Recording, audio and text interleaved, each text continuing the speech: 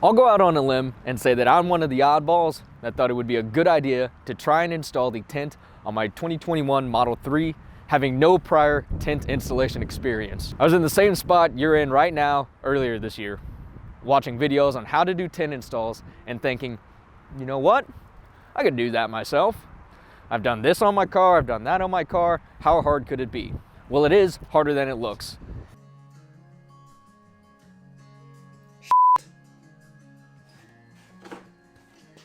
I made my car and wallet an example of why you should leave it to the professionals. The step-by-step process for applying tint isn't difficult. What's difficult is not it up. I hope I didn't just up.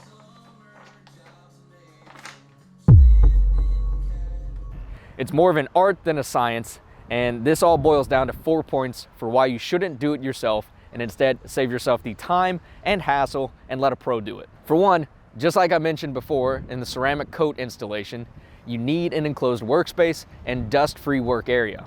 You have a little bit more flexibility with the tint than you do ceramic coating, but if even a speck of dust or pollen gets under the tint, it'll show up after the fact.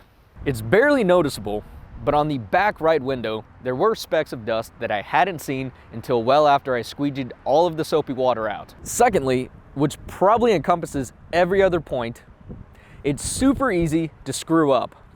From pre-shrinking, making adjustments, and the final application, there are a lot of opportunities for things to go wrong. I royally messed up shrinking the passenger side window on the final application, and as a result, I had to order a new pre-cut. The worst part of that was not the fact I drove around for a week with only 3 out of 4 windows tinted, or that I had to spend another $40 on top of the $168 I had already spent. It was removing the adhesive from the glass from my screw up. It is incredibly sticky, and even with a brand new razor blade, ensuring every last bit of adhesive was removed was extremely time intensive.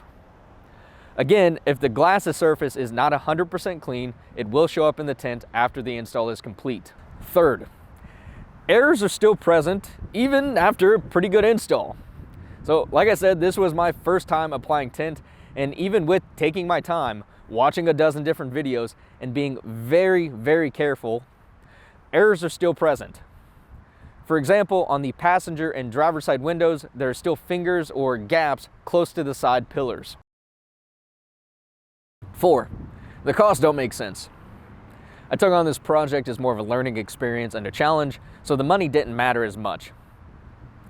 But the total cost of the project was upwards of close to $300, and that's not far from what I would have probably paid a professional in my area to do the install.